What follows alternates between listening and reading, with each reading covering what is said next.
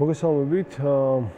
თავს კარგად გრძნობს, რამდენადაც შეიძლება რომ უსამართლო ციხეში ჩასმული ადამიანი თავს კარგად გრძნობდეს, ის რომ ხნედ არის მეტწილად დამოკიდებული იმაზე, რომ სრულად ქონდა გააზრებული თავისი გადაწყვეტილება, ამ გადაწყვეტილების ისტორია, ამ გადაწყვეტილების ლოგიკა, მყარი ამ გადაწყვეტილებაში და ზუსტად იცოდა, რაც ელოდებოდა, რასაც ვარაუდობდა, სწორედ ის ხდება, ჩასვეს უსამართლო ციხეში და რა შედეგიც დადგა, მაგ შედეგისთვის იყო მზად. შესაბამისად, მისი გატეხვა ხა მორალურად ციხეში ჩასმით, მგონია რომ არავის გამოვა.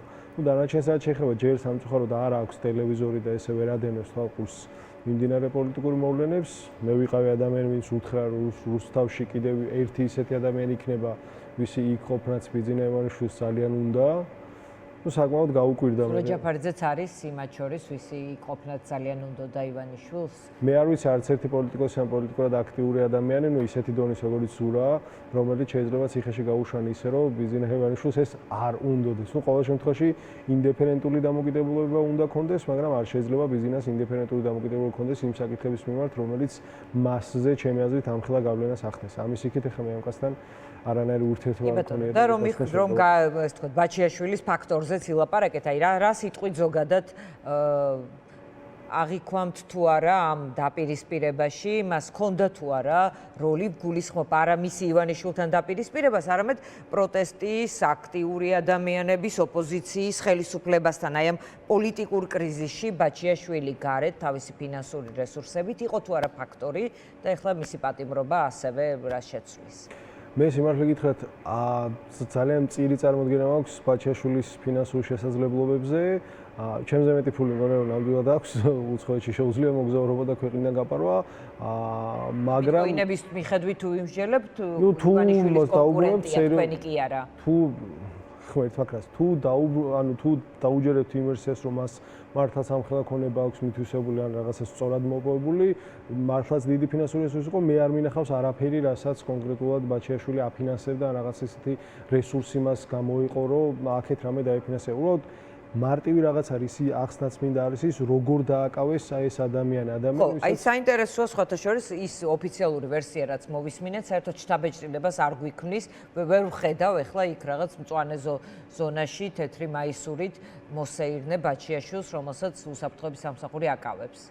მთავარი რაზეც უნდა ვიფიქროთ ეხლა არის მართლაც როგორ დააკავეს ადამიანი, რომელსაც ბიძინა ივანიშვილი აბრალებს დიდძალი ქონების მითვისებას და მისი ფულის მოპარვას.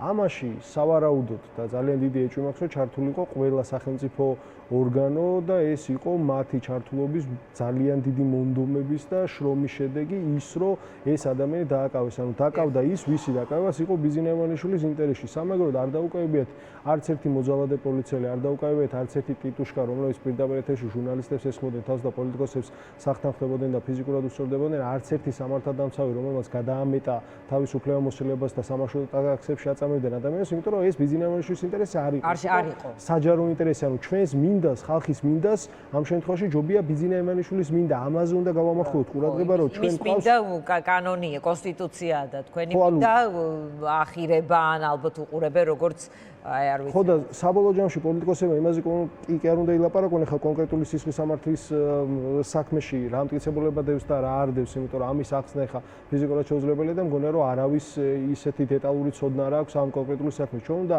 აღვხსნათ ის, რომ ამ ქვეყანაში სუპერ მოქალაქე ყავს, მოქალაქე პრომაქს ყავს ადამიანი, რომელიც თუ რაღაცას დააპრიორიტეტებს თავისთვის, მთელი სახელმწიფო ემსახურება მას, ხის მოთხრათ უნდა, სადმე და სადმე წაღებათ უნდა, გამგეობიდან დაწყებული, მეეზოვით დამთავრებული და თბილისის მერიით დამთავრებული, ყველა მოემსახურება იმას, რომ მისი სურვილი ასრულდეს და როგორ შეიძლება ამგვარ უთანასწორო ქვეყანაში ცხოვრობთ, რომ იცინიან იმაზე, რომ ავტორიტარიზმი გვაქვს. ბიძინა ივანიშვილისნაირი 30 ადამიანი რო ყავდეს, კიდევ ვიტყოდით, რომ მართველი ელიტა გვაქვს, მაგრამ ყავს ერთი სუპერ მოქალაქე, რომელსაც შეგვიძლია თამამად დაუძახოთ ავტორიტარი გამომდინარე იქიდან, რომ მას რაც უნდა, ბიძინას რაც უნდა, რაც მამას უნდა, ის უნდა მოხდეს ქვეყანაში და ამისთვის ერთადერთი ბასტიონი, რაც მას ეწინააღმდეგება, არის საქართველოს მოსახლეობის საკმაოდ მნიშვნელოვანი ნაწილი. ამის იქეთ ყველა სახელმწიფო ორგანიზაცია, ყველა ის ხალხი, ვინც ბიუჯეტიდან ფინანსდება, მათი აბსოლუტური უმრავლესობა ნებსით უნებლიეთ ჩართული არიან იმაში, რომ ბიძინა ივანიშვილის სურვილები აასრულოს. ბიძინას ოცნებები აასრულონ და სამწუხაროდ ბიძინას ოცნებები და ქართული ხალხის ოცნებები ერთმანეთს არ ემთხვევა და როგორც ჩანს ამ ბოლო დროს ეწინააღმდეგება კიდეც. კი ბატონო, მინდა არჩევნებთან დაკავშირებით თქვენი ეს ცნობილი პერფორმანსი ეთერშიც ვაჩვენეთ არა, მაყურებელს. საკმაოდ გულწრფელად თქვით რაღაცა. კი ბატონო, არის საინტერესო ახლა გახარიას პარტია პირველია, რომელიც ძალიან მკაფიოდ მკვეთრად ამბობს, რომ ის წავა ადგილობრივი თვითმმართველობის არჩევნებზე. სხვების ამბავი რა ხდება? გაუმარჯოს ანუ როგორი უნდა იყოს ახლა ეს რაღაც რა ტიპის რა ტონს შეიტანს მოკლედ აი ამ პოლიტიკურ და პარტიულ ცხოვრებაში? მე არ გეტყვით და ვერც გეტყვით რა იქნება სწორი გადაწყვეტილება, უნივერსალურად სწორი ყველასთვის.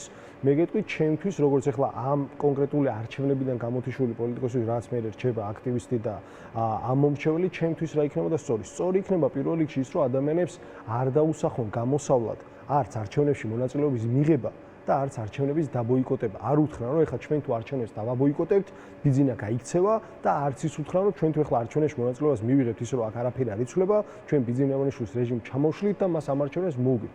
ნებისმიერ შემთხვევაში რა გადაწყვეტილებასაც მიიღებენ, იქნება ეს გახარია თუ ნებისმიერი სხვა პოლიტიკური აქტორი ან პარტია, უბრალოდ გულწრფელად აუხსნან ხალხს რატომ აკეთებენ. მაგალითად, თუ ვინმეს უნდა რომ პარტიული სტრუქტურა შეინარჩუნოს, გულწრფელად აუხსნას ადამიანებს და დაუმტკიცოს პარტიის არსებობისთვის სჭირდება ეს არჩევნები. და რატო არის უფრო მნიშვნელოვანი მისი გადარჩენა, ვიდრე ამ არჩევნების დაბოიკოტება. ნებისმიერ შემთხვევაში პირველ რიგში რუსთავზე შეკრებილ ოპოზიციის ყველაზე პასუხისმგებელიან მომრჩეველს უნდა აუხსნან, შეიძლება კონკრეტულად ვიღაცებს ვერ გააგებინონ და ვიღაცები არ დაეთანხმონ, მაგრამ ახსნადი უნდა იყოს და რაღაც ლოგიკაში უნდა ჯდებოდეს. არ შეიძლება იძახდე რომ არა, წინა არჩევნებს მე ვერაფრით ვერ მოუგებდი, არ არსებობდა ჩვენთვის განვითარების იმგვარი რესურსი, რომ მე ეს არჩევნები მომიგო, მაგრამ ადგილობრივი თვითმმართველობის არჩევნებზე ახლა ცუდ ფორმაში მაინც გავალ და ამ ყველაფერს გავაკეთებ ისე რომ მოუგო. საბოლოო ჯამში ხო ახსნან, გულწრფელად ახსნან და მზად იყვნენ იმისთვის, რომ პოლიტიკურ ფასს გადაიხდიან ნებისმიერი მათი მიღებული გადაწყვეტილების გამო. ეს როგორც არის არჩევნების მონაწილეობის მიღება,